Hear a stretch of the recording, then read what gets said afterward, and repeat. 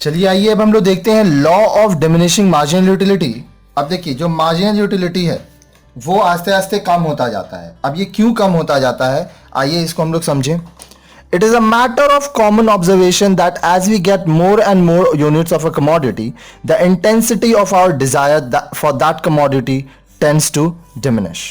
अब देखिए ये चीज ऑब्जर्व किया गया है कि जैसे ही किसी व्यक्ति को एक कमोडिटी, एक प्रोडक्ट ज्यादा मिल रहा हो, आस्ते आस्ते उस चीज को पाने की इच्छा उसकी कम होती जाती है।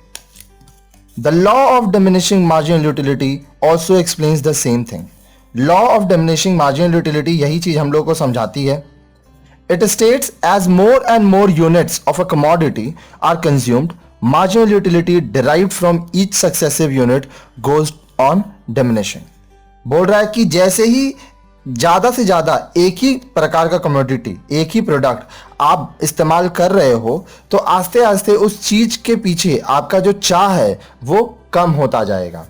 एग्जाम्पल के लिए मान लीजिए आपको वीडियो गेम्स खेलना बहुत पसंद है, ठीक है, तो आप किसी गेम पार्लर में गए, वहां पर आप फर्स्ट डे क्या किए, आप 5 आवर्स गेम खेले, ठीक है।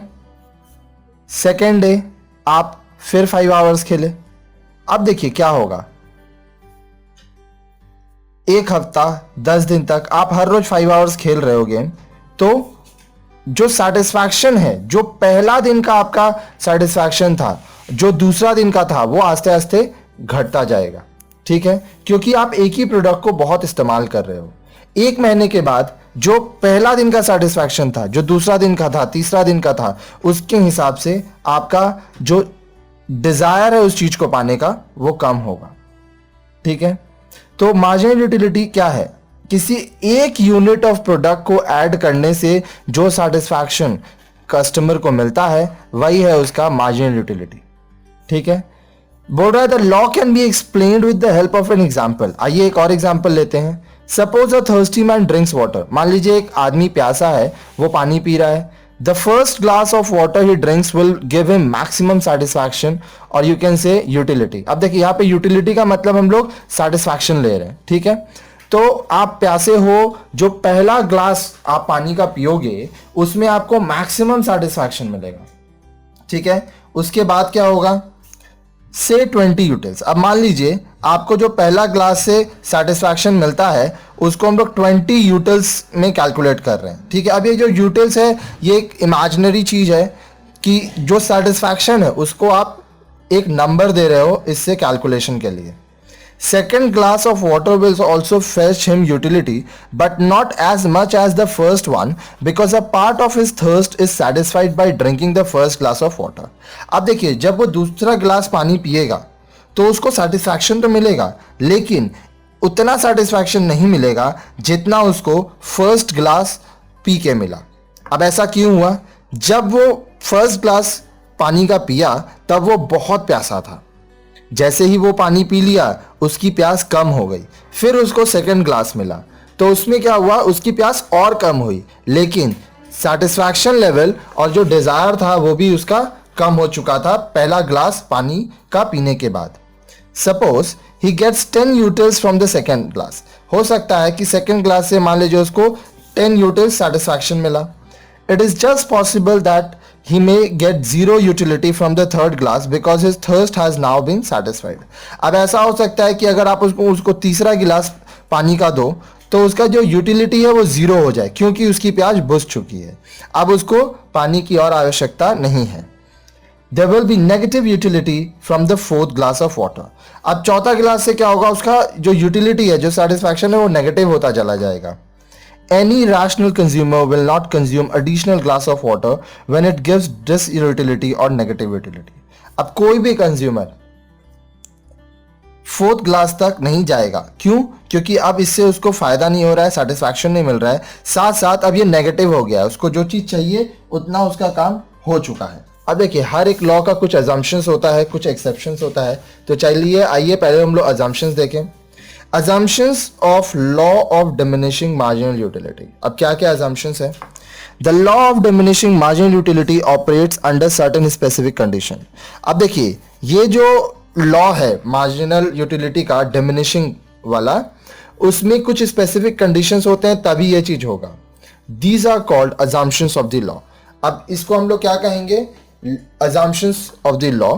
सम important assumptions of the law are, अब देखिए क्या क्या इंपॉर्टेंट अजम्पशंस है उसके बारे में एक बार ध्यान दीजिए। It is assumed that utility can be measured and a consumer can express his satisfaction in quantitative terms like 1, 2, 3, etc. We have already said that unit of measurement of utility is util, so utility is cardinal. अब देखिए ये माना जाता है कि जो consumer है वो अपना सेटिस्फैक्शन क्वांटिटी में एक्सप्रेस कर पाए, उसको हम लोग मेजर कर पाए 1, 2, 3, क्योंकि अगर मान लीजिए आपके पास मेजरमेंट के लिए कोई क्वांटिटी नहीं होगा तो आपको एक्चुअल जो सेटिस्फैक्शन है वो आप नहीं कंपेयर कर पाओगे, नहीं समझ पाओगे।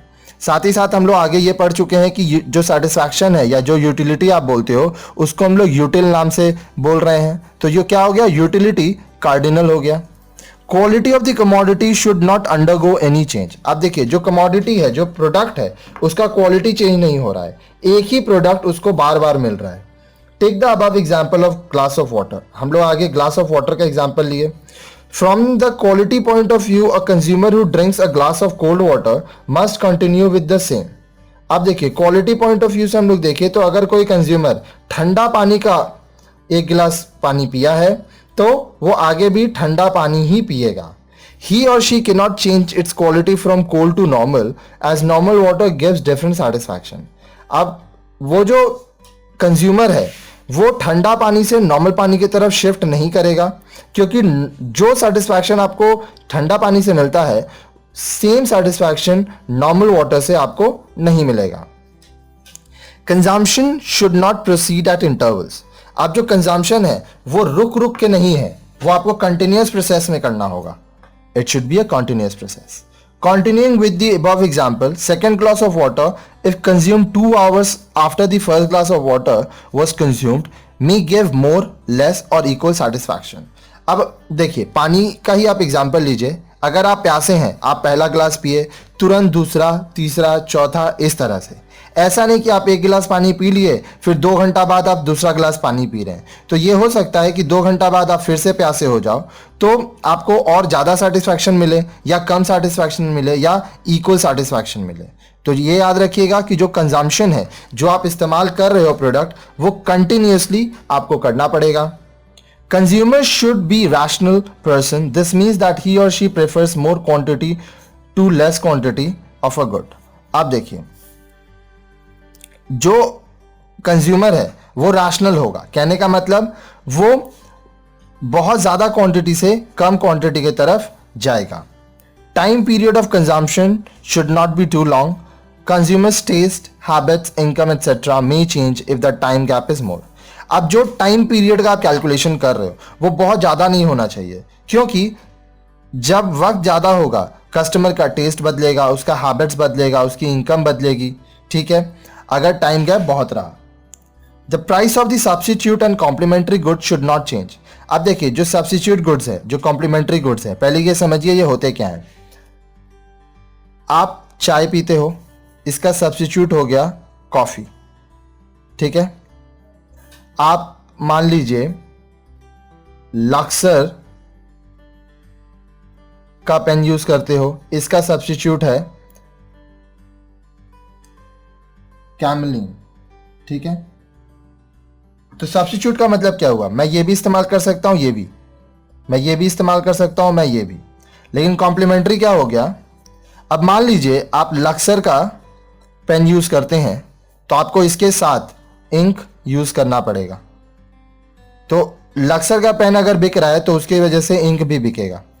अगर आप चाय पीते हैं, ठीक है, तो इसके साथ क्या होगा, दूध होगा, चीनी होगा, शुगर।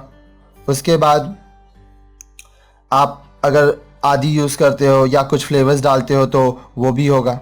तो सब्स्टिट्यूट मतलब इसके बदले ये, इसके बदले ये, और कोई भी प्रोडक्ट हो सकता है। कॉम्प्लीमेंट्री इसके साथ ही है, इसके साथ ही है। तो बोल रहा है कि जो सब्स्टिट्यूट गुड्स है या जो कॉम्प्लीमेंट्री गुड्स है उसका दाम नहीं बदलेगा। If these price change it may be difficult to predict about the utility derive from the commodity in question. अगर मान लीजिए सब्स्टिट्यूट का या आपका कॉम्प्लीमेंट्री गुड्स का प्राइस चेंज हो रहा है तो ये मुश्किल हो जाएगा हम लोग को कैलकुलेट करने में कि कंजम्पशन जो हो रहा है उससे हम लोग जो यूटिलिटी सेटिस्फैक्शन डिराइव कर रहे हैं, निकाल रहे हैं, वो कितना सही है। चलिए आगे देखिए, exceptions to the law of diminishing marginal utility. आप देखिए कुछ कुछ एक्सेप्शंस होते हैं, अज्यूम करोगे तो कुछ एक्सेप्शन भी होगा। तो क्या एग्जाम्पशन है वो देखिए। Some of the important exemptions of the law are following. A miser is not a good subject for this law. His desire for wealth may in fact increase with every successive increase in the accumulation of wealth। अब देखिए यहां पे क्या बोल रहा है, एक माइजर जो है वो एक सही सब्जेक्ट नहीं होगा इस लॉ को करने के लिए, ठीक है। यहां पे बोल रहा है कि ऐसा हो सकता है कि उसको बहुत अमीर होना है, तो वो जितना ज़्यादा अमीर होते जा रहा है उसको उससे वो कभी सेटिस्फाइड नहीं हो पा रहा है, ठीक है। तो कंजूस जो होगा उसको आप यहाँ पे नहीं लोगे। A collector of rare articles like stamps, coins, painting etcetera may escape with this law. अब कोई ऐसा है जो कि स्टैम्प कलेक्ट कर रहा है, कॉइन्स कर रहा है, पेंटिंग्स कलेक्ट कर रहा है, तो क्या उसका सेटिस्फैक्शन जितना ज़्यादा उसको मिलेगा उतना ज़्यादा वो सेटिस्फाइड होता जाएगा, तो ये लोग भी इस लॉ के अंदर नहीं आएंगे। The law may not apply when it comes to a melody recital और अ ब्यूटीफुल सीनिक व्यू। अब ये और एक सिचुएशन है, मान लीजिए कोई मेलोडी है उसको आप सुन रहे हो, कोई सॉन्ग सुन रहे हो, कोई म्यूजिक सुन रहे हो, या एक ऐसा जगह है जो कि बहुत सुंदर है, तो आप जितना ज़्यादा वहां जाओगे आपको उतना ज़्यादा सेटिस्फैक्शन मिलेगा। These are in fact the only real exceptions of the law and these two do not prove real hurdles to the applications of law। अब ये जो है ये तथ्य सही तथ्यों में से हैं, साथ ही साथ ये प्रूव नहीं करते हैं कि इनके अगर हम लोग को लॉ को अप्लाई करना है, ठीक है, तो ये उसमें हर्डल्स नहीं लाएंगे। It is easy to visualize that a miser or a stamp collector or a musician may find their marginal utilities increasing instead of decreasing as postulated by the law। अब देखिए यहाँ पे ये भी हो सकता है कि एक कंजूस या एक स्टैम्प कलेक्टर हो या म्यूजिशियन हो, इसका जो मार्जिनल यूटिलिटी है वो बढ़ता जा रहा है जैसे जैसे उसको और प्रोडक्ट मिलता जा रहा है, ठीक है। But this tendency shall not last for long, having reached a particular stage the law must come into operation। लेकिन ये जो मार्जिनल यूटिलिटी हर एक प्रोडक्ट के इंट्रोडक्शन के संग बढ़ रहा है, ये तरीका, ये जो टेंडेंसी है, ये काफ़ी देरी तक नहीं चलेगा, बहुत आगे तक नहीं चलेगा, और एक वक्त आएगा जब ये लॉ ऑपरेशंस में आएगा और जैसे जैसे एक एक प्रोडक्ट आता जाएगा, इंट्रोड्यूस होता जाएगा, तो मार्जिनल यूटिलिटी कम होता जाएगा।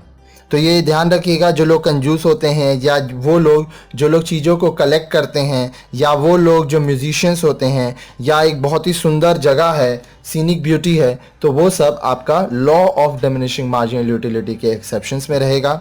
इसमें इन जनरल हम लोग वो प्रोडक्ट्स या वो कमोडिटी को देखेंगे जो कि रेयर कमोडिटी नहीं है, वो कमोडिटी जो लोग अपने लिए इस्तेमाल कर रहे हैं और उससे सेटिस्फाई हो रहे हैं। साथ ही साथ वो जो कंजम्पशन है वो रेगुलर होना चाहिए, ये कंटिन्यूस प्रोसेस है, इसमें टाइम गैप नहीं मिलेगा, इसमें आप को जो भी प्रोडक्ट यूज़ करना है उसकी क्वालिटी सेम होनी चाहिए, और ये तब आपको समझ में आएगा कि law of diminishing marginal utility हमेशा आपके साथ चलती है और ये चलती रहेगी।